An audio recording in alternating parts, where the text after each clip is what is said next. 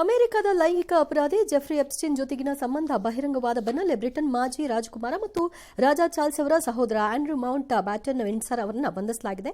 ಸಾರ್ವಜನಿಕ ಕಚೇರಿಯಲ್ಲಿ ದುಷ್ಕೃತ್ಯದ ಅನುಮಾನದ ಮೇಲೆ ಅವರ 66ನೇ ಹುಟ್ಟುಹಬ್ಬದ ದಿನವೇ ಬಂಧನವನ್ನು ಮಾಡಲಾಗಿದೆ. ಆಂಡ್ರ್ಯೂ ಹೆಸರು ಉಲ್ಲೇಖಿಸಿದ ಪೊಲೀಸರು ತಮ್ಮ ಹೇಳಿಕೆಯಲ್ಲಿ ತನಿಖೆಯ ಸಮಗ್ರತೆ ಮತ್ತು ನಿಷ್ಪಕ್ಷತೆಯನ್ನು ಕಾಪಾಡುವುದು ಮುಖ್ಯ ಅಂತ ಒತ್ತಿ ಹೇಳಿದ್ದಾರೆ. ಅಂದಹಾಗೆ ಮಾಜಿ ರಾಜಕುಮಾರನಾದರೂ ಕೂಡ ನೋಟಿಸ್ ಅನ್ನು ಕೊಟ್ಟಿಲ್ಲ. ಈ ಬಗ್ಗೆ ಕಿಂಗ್ ಚಾರ್ಲ್ಸ್ ಪ್ರತಿಕ್ರಿಯಿಸಿ, ಕಾನೂನು ತನ್ನ ಕೆಲಸ ಮಾಡಲಿ, ತನಿಖೆಗೆ ಸಹಕಾರ ಕೊಡ್ತೀವಿ ಅಂತ ಹೇಳಿದ್ದಾರೆ. ಆಧುನಿಕ ಚರಿತ್ರೆಯಲ್ಲಿ ಬ್ರಿಟಿಷ್ ಚರಿತ್ರೆ, ಯಾವುದೇ ಚರಿತ್ರೆ ಲೆಕ್ಕಾಚಾರ ಹಿಡಿದ್ರೆ ಯಾವುದೇ ಚರಿತ್ರೆ ಇರಲಿಕ್ಕಿಲ್ಲ, ಬ್ರಿಟಿಷ್ ಚರಿತ್ರೆಯಲ್ಲಿ ಐ ಡೋಂಟ್ ಥಿಂಕ್ ಇಷ್ಟು ಒಬ್ಬ ಸೀನಿಯರ್ ರಾಜವಂಶಸ್ಥನನ್ನು ಬಂಧನಕ್ಕೆ ಒಳಪಡಿಸಿರೋದು ಇದೇ ಮೊದಲು. ಬಂಧನ ಆಗೇ ಇರಲಿಲ್ಲ ಈ ರೀತಿ. ಇದು ಹೊಸದು, ಗೊತ್ತಿಲ್ಲ ಇದು ಮುಂದೆ ಯಾವ್ಯಾವ ಸ್ವರೂಪವನ್ನು ಪಡೆಯುತ್ತೆ ಅಂತ. ಬಟ್ ನಡಗೋಗ್ಬಿಟ್ಟಿದೆ ಬ್ರಿಟನ್ ಅಂತೂ. They never expected. ಇದನ್ನು ಅನುಭವಿಸ್ಬೇಕು ಇವಾಗ ಆತ. ಸಾರ್ವಜನಿಕ ಕಚೇರಿ ಅಂತಲ್ಲ, ಪಬ್ಲಿಕ್ ಸರ್ವೆಂಟ್ ಆಗಿ, ಅಂದರೆ ಸಾರ್ವಜನಿಕ ಸೇವೆಯಲ್ಲಿ ಇದ್ದಾಗ ಅದನ್ನು ದುರುಪಯೋಗ ಮಾಡಿಕೊಂಡಿರುವ ಆರೋಪ. ಅದು ದುಷ್ಕೃತ್ಯ ಅಲ್ಲ, ದುರುಪಯೋಗ ಮಾಡಿಕೊಂಡಿರೋ ಆರೋಪ. He was trade representative of a British government between 2000 2010 12 2012 2000 ಮಧ್ಯದಲ್ಲಿ ಇದ್ದರು. ಆಗ ಅವರಿಗೆ ನೀಡಲಾಗಿದ್ದಂತಹ ಸೂಕ್ಷ್ಮ ಮತ್ತು ಗೌಪ್ಯ ಮಾಹಿತಿಯನ್ನೆಲ್ಲ ಆತ ಈ ಎಪ್ಸ್ಟೀನು ಮತ್ತು ಇನ್ನಿತರರಿಗೆ ಕೊಟ್ಟಿದ್ದಾನೆ ಅನ್ನೋ ಆರೋಪದ ಮೇಲೆ ಬಂಧನ ಆಗಿರೋದಿದು. ಎಪ್ಸ್ಟೀನಿನ ಸೆಕ್ಸ್ ಫೈಲ್ಸ್ ರಿಲೇಟೆಡ್ ಅಲ್ಲ ಬಂಧನ ಇದು, ಬಟ್ ಅದರದ್ದು ರಿಲೇಟೆಡಲ್ಲೇ ಮುಂದುವರಿದ ಭಾಗವಾಗಿ ಆಗಿದೆ. ಬಟ್ ಇದು ಹಾಗಾಗಿದೆ. ಬಟ್ ಇದು ಅನ್ಬಿಲೀವಬಲ್ ಶಾಕು ಎಲ್ಲ ಕಡೆ, ಪರ್ಟಿಕ್ಯುಲರ್ಲಿ ಯುರೋಪ್. ಮತ್ತು ಯಾಕಂದರೆ ನಾರ್ವೇಜಿಯನ್ನೋ ಡೆನ್ಮಾರ್ಕಲ್ಲೋ ಇದೇ ಪ್ರಾಬ್ಲಮ್ ಆದಂಗೆ ಕಾಣಿಸ್ತಿದೆ. ಅಲ್ಲೂ ರಾಜಮನೆತನದವ್ರು ಯಾರೋ ತಗಲಾಕೊಳ್ತಿರೋ ಹಂಗೆ ಕಾಣಿಸ್ತಿದೆ ಯಾವುದೋ ಒಂದು ದೇಶದಲ್ಲಿ. ಇದು ಅರೆಸ್ಟ್ ಆಗಿರೋದು ಅಮೇಝಿಂಗ್ ನ್ಯೂಸ್ ಅವ್ರಿಗೆಲ್ಲ. ಆಲ್ ರೈಟ್, ದೆಹಲಿಯಲ್ಲಿ AI ಶೃಂಗಸಭೆ, ಪ್ರಧಾನಮಂತ್ರಿಗಳು ಮಾತನಾಡಿದ್ರು. ಮಾನವ ನಾಗರಿಕತೆಗಾಗಿ ಅದನ್ನು ಬಳಸಬೇಕು ಅನ್ನೋದು ಭಾರತದ ಉದ್ದೇಶ ಅಂತಂದರು. ಮತ್ತು ಭಾರತ ಈ ಶೃಂಗಸಭೆಯ ಮೂಲಕ ಮಾನವ್ ತನ್ನ ಭಾರತದ ದೃಷ್ಟಿಕೋನವನ್ನು ಮಾರಲ್ ನೈತಿಕತೆ, ಅಕೌಂಟಬಲ್ ಜವಾಬ್ದಾರಿ, ನ್ಯಾಷನಲ್ ಸಾವರ್ನಿಟಿ ರಾಷ್ಟ್ರೀಯ ಸಾರ್ವಭೌಮತ್ವ, ಆಕ್ಸೆಸಿಬಲ್ ಮತ್ತು ಇನ್ಕ್ಲೂಸಿವ್ ಪ್ರವೇಶ ಮತ್ತು ಒಳಗೊಳ್ಳುವಿಕೆ, ವ್ಯಾಲಿಡ್ ಮತ್ತು ಲೆಜಿಟಿಮೇಟ್ ಮಾನ್ಯತೆ ಮತ್ತು ಕಾನೂನುಬದ್ಧತೆ ಮಾನವ್ ಸೂತ್ರವನ್ನು ಮಂಡಿಸಿದ್ರು.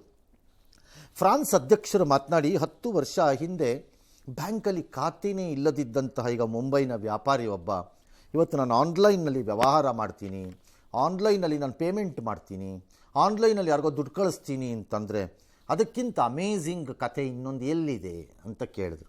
ಭಾರತದಲ್ಲಿ ಆಗಿರುವಂತಹ ಈ ಡಿಜಿಟಲ್ ಪೇಮೆಂಟಿನ ಕ್ರಾಂತಿ ಒಂದು ಕಥೆಯಲ್ಲ, ಅದು ಬರೀ ಒಂದು ಬೆಳವಣಿಗೆಯಲ್ಲ, ಅದೊಂದು ದೊಡ್ಡ ಕತೆ ಅದು ಅಂತ ಅವರು ವರ್ಣಿಸಿದ್ರು. ಎರಡನೇದವ್ರು ಹೇಳಿದ್ದು, ಯಾರೂ ಈ ಪ್ರಪಂಚದಲ್ಲಿ ನಂಬಿರಲಿಲ್ಲ 140 ಬಿಲಿಯನ್ ಜನರಿಗೆ ಈ ರೀತಿಯ ಆರ್ಥಿಕ ಸ್ವಾತಂತ್ರ್ಯ ಮತ್ತು ನೆರವು, ತಂತ್ರಜ್ಞಾನ ತಲಪತ್ತೆ ಸಿಕ್ಕತ್ತೆ ಅವ್ರ ಕೈಗೆ ಅಷ್ಟು ಜನಕ್ಕೆ ಅನ್ನೋದನ್ನು ಯಾರೂ ನಂಬಿರಲಿಲ್ಲ.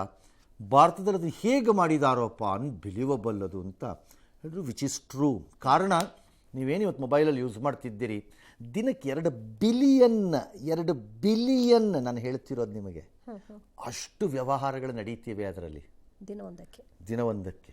ಲೆಕ್ಕ ಹಾಕ್ಕೊಳ್ಳಿ, ಅದು ಏನೋ ಫ್ರೀ, ಪುಕ್ಕಟ್ಟೆ ನಡೀತಿರೋದು ಇದು ನಿಮಗೆ. ಅಮೇಝಿಂಗ್ ಅಂತ ಹೇಳಿದ್ರು. It's an amazing story, doubt ಇಲ್ಲ. ಸರಿ, ರಫಾಲ್ದು ಅಷ್ಟೇ. ಭಾರತ ನಾವಿಬ್ಬರು ತುಂಬ ಅದ್ಭುತವಾಗಿ ಅದನ್ನು ಒಪ್ಪಂದ ಮಾಡಿದ್ದೀವಿ, ಇಲ್ಲೇ ತಯಾರಿನೂ ಆಗುತ್ತೆ. ಭಾರತ ಇನ್ನೂ ಹೆಚ್ಚು ತಯಾರಿ ಮಾಡಬೇಕು ಅಂತಿದ್ದಾರೆ. ಇದು ದೇಶವನ್ನು ಗಟ್ಟಿ ಮಾಡಿದೆ ನಿಮ್ಮ ದೇಶನ ರಫಾಲು. ಆದರೆ ಕೆಲವರು ಅದನ್ನು ಟೀಕೆ ಮಾಡ್ತಾ ಇದ್ದಾರೆ. ಅದು ಯಾಕೆ ಅಂತ ನನಗೆ ಅರ್ಥನೇ ಆಗದೇ ಇರೋ ಟೀಕೆ ಇದು ಅಂತ. ಯಾರ ಹೆಸರನ್ನೂ ಹೇಳದೆ ಭಾರತದ ಒಳಗೆ ಇರಬಹುದಾದ ಭಾರತ ವಿರೋಧಿಗಳಿಗೆ ಹೇಳಿದ್ರು ಅಂತ ನಾವು ಅನ್ಕೋಬಹುದು. ಸುಂದರ್ ಪಿಚೈ ಹೇಳಿದ್ರು, ಬೆಂಗಳೂರಿಗೂ ಲಾಭವಾಗುವಂತಹ ಭಾರತ ಅಮೆರಿಕ ಸಾಗರ ದಾಳದ ಕೇಬಲ್ ಸಂಪರ್ಕನ ಘೋಷಣೆ ಮಾಡಿದ್ರು. ಇಲ್ಲೇ ನಾವು ಡಾಟಾ ಸೆಂಟರ್ಸ್ ಮಾಡ್ತೀವಿ ಅಂತಂದರು. ಸಾಗರ ದಾಳದ ಕೇಬಲ್ ಸಂಪರ್ಕ ಅಂದರೆ ಇಂಟರ್ನೆಟ್ ಕೇಬಲ್ಸನ್ನು 3 ಸ್ಪೆಷಲ್ ಲೈನ್ಸನ್ನು ಡ್ರಾ ಮಾಡೋಕ್ಕೆ ಟ್ರೈ ಮಾಡ್ತಿದ್ದಾರೆ ಗೂಗಲು. ಸಾವಿರಾರು ಕೋಟಿ ರೂಪಾಯಿಗಳ ಇನ್ವೆಸ್ಟ್ಮೆಂಟ್ ಅದು. ಮುಂಬೈಯಿಂದ ಐ ಥಿಂಕ್ ಯುನೈಟೆಡ್ ಸ್ಟೇಟ್ಸಲ್ಲಿ ಎಲ್ಲಿಗೋ, ಅಲ್ಲಿಂದೆಲ್ಲೋ ಆಸ್ಟ್ರೇಲಿಯಾಗೆ ಎಲ್ಲಿಗೋ, ದುಬೈ ಮಧ್ಯದಲ್ಲೆಲ್ಲೋ ಒಂದು ಲೈನ್ ತೊಗೊಂಡು ಹೋಗ್ತಾ ಇದ್ದಾರೆ ಅನಿಸುತ್ತೆ. ಅಂಡರ್ ಸೀನಲ್ಲಿ ಸಮುದ್ರದ ಒಳಗಡೆಯಿಂದ ಈಗಿರೋದ್ರ ಮೇಲೆ ಡಿಪೆಂಡೆಂಟ್ ಆಗದೆ ಹೊಸ ಲೈನ್ಗೆ ಹೋಗುವಂಥ ಪ್ಲ್ಯಾನರ್ ಇದ್ದಂಗೆ ಇದೆ. ಅದರ ಲಾಭ ಭಾರತಕ್ಕೆ ಸಿಕ್ಕತ್ತೆ ಅನ್ನೋದು ಲೆಕ್ಕಾಚಾರ. ಎಸ್. ಜೀನಿ ಸ್ಲಿಮ್ ತಗೊಳಕ್ಕೆ ಸ್ಟಾರ್ಟ್ ಮಾಡಿದ್ನೋ ಅವಾಗ ಮಂತ್ಲಿ ಪೀರಿಯಡ್ಸ್ ಆಗ್ತಾ ಇದ್ದೀನಿ. PCOD ಪ್ರಾಬ್ಲಮ್ ನಾರ್ಮಲ್ ಆಗಿದೆ, ಥೈರಾಯ್ಡ್ ನಾರ್ಮಲ್ ಆಗಿದೆ. ಪೀರಿಯಡ್ಸ್ ಎಲ್ಲ 6 ಮಂತ್ ಆದ್ರೂ ಆಗ್ತಾ ಇದ್ದಿಲ್ಲ, ಇವಾಗ ರೆಗ್ಯುಲರ್ ಪೀರಿಯಡ್ಸ್ ಆಗ್ತಾ ಇದೆ. ಜೀನಿ ಸ್ಲಿಮ್ ನ ಯೂಸ್ ಮಾಡಿ 8 ತಿಂಗಳಲ್ಲಿ 55 kg ಸಣ್ಣ ಆಗಿದ್ದಾರೆ. ಜೀನಿ ಸ್ಲಿಮ್ ತಗೊಳ್ಳಿ, ಬೇಗ ಸಣ್ಣ ಆಗ್ತೀರಾ, ಫ್ಯಾಟ್ ಲಾಸ್ ಆಗ್ತದೆ. ಜೀನಿ ಸ್ಲಿಮ್ ನ ಯೂಸ್ ಮಾಡಿ 100% ಯಾವುದೇ ಸೈಡ್ ಎಫೆಕ್ಟ್ ಇಲ್ದಂಗೆ ಸಣ್ಣ ಆಗ್ತೀರಾ. ಲೋಕಸಭೆ ವಿಪಕ್ಷ ನಾಯಕ ರಾಹುಲ್ ಗಾಂಧಿ ಕೊಲೆಗೆ ಸಂಚು ನಡೆಸಲಾಗಿದೆ. ಕರ್ಣಿ ಸೇನೆಯ ಕಾರ್ಯಕರ್ತ ಅಂತ ಹೇಳಿಕೊಳ್ಳುವಂತಹ ರಾಜಾ ಸಿಂಗ್ ಎಂಬಾತ ರಾಹುಲ್ ಗಾಂಧಿ ಹಾಗೂ ಇತರ 25 ಕಾಂಗ್ರೆಸ್ ಸಂಸದರಿಗೆ ಕೊಲೆ ಬೆದರಿಕೆ ಹಾಕಿರುವ ವಿಡಿಯೋ ಸಂಚಲನವನ್ನು ಸೃಷ್ಟಿ ಮಾಡಿದೆ. ಇದಕ್ಕೆ ತೀವ್ರ ಆಕ್ರೋಶ ವ್ಯಕ್ತಪಡಿಸಿರುವಂತಹ ಕಾಂಗ್ರೆಸ್, ಇದು ಆರ್ಎಸ್ಎಸ್ ಮತ್ತು ಬಿಜೆಪಿ ಪರಿಸರದ ವ್ಯವಸ್ಥೆಯ ಗೋಡ್ಸೆ ಪ್ರಾಬ್ಲಮ್ ಆರ್ಎಸ್ಎಸ್ದು. ತಮಗೇನಾದ್ರೂ ಆದ ತಕ್ಷಣ ಅದನ್ನು ಯಾರೇ ಮಾಡಿರಲಿ ಅದು RSS ಬಿಜೆಪಿ ಮಾಡಿರೋದು. ತಮ್ಮವ್ರು ಏನಾದ್ರು ಮಾಡಿದ ತಕ್ಷಣ ನಮಗೂ ಕಾಂಗ್ರೆಸ್ಗೂ ಸಂಬಂಧ ಇಲ್ಲ. ಹೌದು, ಅದವ್ರ ಬೈಕ್. ಇದು ಯಾವ ಕಚಡ ಬುದ್ಧಿಯ ಕಾಂಗ್ರೆಸ್ನವ್ರದ್ದು, ಪರ್ಟಿಕ್ಯುಲರ್ಲಿ ಆ ಪವನ್ ಕೇರ ವಿವನ್ ಕೇರ ಯಾರೋ, what sort of a fellow you are ಐಸೆ. ನಿಂದಾದರೆ ಮಾತ್ರ ಯಾರೋ ಮೇಲೆ ತಕ್ಬಿಡ್ಬೋದು, ಮತ್ತು ಮೋದಿನೇ ಮಾಡಿದ್ದಾರೆ ಏನ್ಬಿಡ್ಬೋದು ಬೇಕಾರೆ. ಮೋದಿನೇ ಮೊನ್ನೆ ರಾತ್ರಿ ಅವರೆಲ್ಲ ಕರೆಸಿ ಹೊಡೆದಾಕು ಅಂತ ಹೇಳ್ಬಿಟ್ಟಿದ್ದಾರೆ ಅಂತ ಬೇಕಾದ್ರೆ ಹೇಳೋ ಲೆವೆಲಲ್ಲಿ ಇದ್ದೀರಿ ನೀವುಗಳು. ನಿಮ್ಮ ನಾಲಿಗೆಗಳು ಹಂಗಿವೆ, ಅದನ್ನು ಉಜ್ತಿರೋ ಇಲ್ವೋ ಸರಿಯಾಗಿ. ನಿಮ್ಮದಾದರೆ ಮಾತ್ರ ಒಪ್ಪಲ್ಲ ನೀವು. This is unfair. ಇದನ್ನು ಮಾಡಿರೋನು ಯಾವನಾರು ಮಾಡಿರಲಿ ಅವನು ಕೋತಿನೇ, ಅವನು ಕಪಾಳಕ್ಕೆ ಹಾಕ್ಬೇಕು ಅವನಿಗೆ. ಓಂ ಬಿರ್ಲಾ ಅಪೋಸ್ ಮಾಡಿದ್ರೆ ರಾಹುಲ್ ಗಾಂಧಿ ಮುಗಿಸ್ಬಿಡ್ತೀವಿ ಅಂತಂದ್ರೆ ಅದು ಹೆಂಗಾಗುತ್ತೆ ಅಲ್ವಾ? ಮತ್ತೆ ಬಟ್ ಕಾಂಗ್ರೆಸ್ ನಿಲುವು ಭಾಳ ಮಜಾ ಇದೆ, ಭಾಳ ವಿಚಿತ್ರವಾಗಿದೆ ನನಗೆ. ಇದೊಂದ್ರಲ್ಲ, ಜನರಲಿ ರಾಜಧಾನಿ ಬೆಂಗಳೂರು ಕಸದ ಸಮಸ್ಯೆ ವಿರುದ್ಧ ಕಾಂಗ್ರೆಸ್ ಬಿಜೆಪಿ ಮಧ್ಯ ಡಂಪ್ ಮಾಡಕ್ಕೆ ಬಿಡಿದ್ರೆ DKಶಿ ಮತ್ತೆ ಗರಂ. ಯಾರು ಕಸ ಹಾಕಕ್ಕೆ ಬಿಡಲ್ವೋ ಅವ್ರ ಕ್ಷೇತ್ರದಲ್ಲಿ ಕಸ ಎತ್ಸಲ್ಲ. ನೀವೇನು ಸರ್ವಾಧಿಕಾರಿನ? ಏನು ನೀವು? What are you? ಏನು ನಿಮ್ಮ ಮನೆ ಆಸ್ತಿನ? ಈ ಸರ್ಕಾರ ವ್ಯವಸ್ಥೆ ಸರ್ವೀಸ್ ಅನ್ನೋದು ನಿಮ್ಮ ಮನೆ ಆಸ್ತಿನ? ಏನು ಅನ್ಕೊಂಡಿದ್ದಾರೆ ಇವರು? ಮಾತಾಡೋದು ಲೆವೆಲ್ ನೋಡಿದ್ರೆ ಯಾಕೋ ಒಂಥರ ನನಗೆ I am finding it very difficult ನಿಮ್ಮ ಜೊತೆ ಅರ್ಥ ಮಾಡ್ಕೊಳ್ಳೋದು. ನಾನು ರಸ್ತೆ ಗುಂಡಿ ಬಗ್ಗೆ ಮಾಡಿದ್ರು ವಾರ್ನಿಂಗ್ ರೀತಿಯಲ್ಲಿ. ವಾರ್ನಿಂಗ್ ಯಾವನ ರಸ್ತೆ ಗುಂಡಿ ಏನು? What are you? ಏನು ಅನ್ಕೊಂಡಿದ್ದೀರಿ ನಿಮ್ಮನ್ನು ನೀವು? ನಿಮ್ಮ ಇಷ್ಟ ಬಂದಂಗೆ ಆ ಕ್ಷೇತ್ರದಲ್ಲಿ ಕಸ ಎತ್ಸಲ್ಲ. ಸರಿ, ಆ ಕ್ಷೇತ್ರದಲ್ಲಿ ಕಾಂಗ್ರೆಸ್ನವನಿಲ್ವಾ? ಬರೀ BJPನವನೇ ಇರೋದಾ ಅಲ್ಲಿ? ಜನ ತಿರುಗಿ ಬೀಳಲಿ ಅಂತ. ಏನು ಜನ ತಿರುಗಿ ಬೀಳೋದು? ನಿಮ್ಮನೆ ಮುಂದೆನೂ ತಂದು ಸುರಿತೀವಿ, ನಿಮ್ಮನೆ ಮುಂದೆನೂ ಸುರಿಯೋಕೆ ಹೇಳ್ತೀನಿ. ನಾನೇ ಹೇಳ್ತೀನಿ, DK ಶಿವಕುಮಾರ್ ಮನೆ ಮುಂದೆನೂ ಸುರಿಯೋಣ ತೊಗೊಂಡೋಗಿ ಅಂತೀನಿಪ್ಪ. ಅದು ಓಕೆನಾ? This is very very very bad administrative activities. ಇದು ಆ್ಯಂಗಲ್ಗಳು ಇವೆಲ್ಲ ಡಿಸಿಷನ್ಸ್ ಒಬ್ಬ ಮಂತ್ರಿಗೆ. Very sad it is. ಅದು BJP ಕಾಂಗ್ರೆಸ್ಗೆ ನಾನು ಹೇಳ್ತಿಲ್ಲ, ಆಲ್ಟರ್ನೇಟ್ ಏನು ಮಾಡ್ಬೋದು ಅನ್ನೋದು ಯೋಚನೆ ಮಾಡಬೇಕು. Of course it is A problem, ನಾವು ಯಾರೂ ಇಲ್ಲ ಅಂತ ಹೇಳ್ತಿಲ್ಲ ಅದನ್ನು. ಅದೊಂದು ದೊಡ್ಡ ಸಮಸ್ಯೆ ಅದು. ಬಟ್ ಹೀಗೆ ನಡ್ಕೊಂಡು ಹೋಗ್ಲಿ ಅನ್ನೋದು ಸರಿ. ಹೆಂಗೋ ನಡ್ಕೊಂಡು ಹೋಗ್ಲಿ, ಎಲ್ಲ ಸುರಿತಾ ಇರೋ ಕಡೆ ನಾನು ಸುರಿದು ಬಿಡ್ತೀನಿ, ಅವ್ನ ಮನೆ ಹಾಳಾಗೋಗ್ಲಿ, ನಿಮ್ಮ ಮನೇನೂ ಹಾಳಾಗಬೇಕು ಅನ್ನೋದು. ಅದಕ್ಕೆ ನಾನು ಹೇಳಿದ್ದು ಆರೋಹಳ್ಳಿಲಿ ಹಾಕಿ ಇಂದಿದ್ದು. ಅಯ್ಯೋ ಸಾರಿ, ದೊಡ್ಡಾಲೂರಲ್ಲಿ ಹಾಕಿ ಇಂದಿದ್ದು ನಾನು. ನಿಮ್ಮ ಮನೆ ಮುಂದೆ ಹಾಕಿ ದೊಡ್ಡಾಲೂರಲ್ಲಿ, ಅಲ್ಲಿ ಯಾವ್ಯಾವ ಕ್ವಾರಿ ಇದೆಯೋ ಅದ್ರ ಮುಂದೆ ಹಾಕೋಣ, ತಗೊಂಡೋಗಿ ಹುಡ್ಕೋಣ ಬೇಕಾದ್ರೆ ಜಾಗನ ಇಬ್ಬರು ಸೇರ್ಕೊಂಡು. No, this is very unfair. ಒಬ್ಬ ಬೆಂಗಳೂರು ಡೆವಲಪ್ಮೆಂಟ್ ಮಿನಿಸ್ಟ್ರು ಮಾತಾಡ್ತಿರೋ ರೀತಿ ಅಲ್ಲ ಇದೆಲ್ಲ. ನಾನು ಅದಕ್ಕೆ ಹೇಳ್ತಿರೋದು, ನಿಮ್ಮದು ಪೊಲಿಟಿಕಲ್ ಸ್ಟ್ರೆಸ್ ಇದ್ದರೆ ಅದನ್ನು ಜನರ ಮೇಲೆ ತೋರಿಸ್ಬೇಡಿ. ಅದನ್ನು ಪೊಲಿಟಿಕಲ್ ಸ್ಟ್ರೆಸ್ಸನ್ನು ಯಾರ ಮೇಲೆ ತೋರಿಸ್ಬೇಕೋ ಅವ್ರ ಮೇಲೆ ತೋರಿಸಿ. ನೋ, ಇದು ಲ್ಯಾಂಗ್ವೇಜ್ ಆ್ಯಂಡ್ ಸೆಂಟೆನ್ಸ್ಗಳು, ಸ್ಟೇಟ್ಮೆಂಟ್ಗಳು completely wrong. I am telling you. ನೀವು ಆ ರೀತಿ ಮಾಡಿದ್ರೆ ಆ ಕ್ಷೇತ್ರದ ಜನ ಕೋರ್ಟ್ಗೆ ಹೋಗ್ತಾರೆ, ಮಕ್ಕಕ್ಕೆ ಕಪಾಳ ಮೋಕ್ಷ ಮಾಡಿಸಿ ಆರ್ಡರ್ಸ್ ತರ್ತಾರೆ. ಈಗ ನಡ್ಕೊಳ್ಳೋದು ಸಿಂಪಲ್. ಎಸ್. ಬೆಂಗಳೂರಿನ ಪ್ಯಾಲೇಸ್ ಗ್ರೌಂಡ್ನಲ್ಲಿ ನಡೆದ ಬಿಜೆಪಿ ಕಾರ್ಯಕಾರಿಣಿ ಸಭೆಯಲ್ಲಿ 6 ನಿರ್ಣಯಗಳ ಮಂಡನೆಯಾಗಿದೆ. ಸರ್ಕಾರದ ವಿರುದ್ಧ ಹೋರಾಟ ನಡೆಸುವುದಕ್ಕೆ ಸಭೆಯಲ್ಲಿ ತೀರ್ಮಾನವನ್ನು ಮಾಡಲಾಗಿದೆ. ಕಾರ್ಯಕಾರಿಣಿ ಉದ್ಘಾಟಿಸಿ ಮಾತನಾಡಿದಂತಹ ಕೇಂದ್ರ ಸಚಿವ ಗಜೇಂದ್ರ ಸಿಂಗ್ ಶೇಖಾವತ್ ಸರ್ಕಾರದ ವಿರುದ್ಧ ಹರಿಹಾಯ್ದರು. ಜೊತೆಗೆ ರಾಜ್ಯ ಬಿಜೆಪಿ ಉಸ್ತುವಾರಿ ರಾಧಾ ಮೋಹನ್ ಅಗರ್ವಾಲ್, ವಿಜಯೇಂದ್ರ ಎಲ್ಲರೂ ಕೂಡ ಮಾತನಾಡಿದರು. ಇನ್ನು ರಾಜಕಾರಣದಲ್ಲಿ 50 ವರ್ಷ ಪೂರೈಸಿದ ಯಡಿಯೂರಪ್ಪಗೆ ಸನ್ಮಾನಿಸಿ ಬಿಜೆಪಿ ಭೀಷ್ಮ ಅಂತ ಕರೆಯಲಾಯಿತು. भ्रष्टाचार का कर्नाटक मॉडल जो है वो आज देश में जन चर्चा का विषय बन गया. मुख्यमंत्री पद के लिए संघर्ष शुरू हो गया था. ठेकेदारी में भी सरकार ने 4% मुस्लिम आरक्षण की व्यवस्था किया.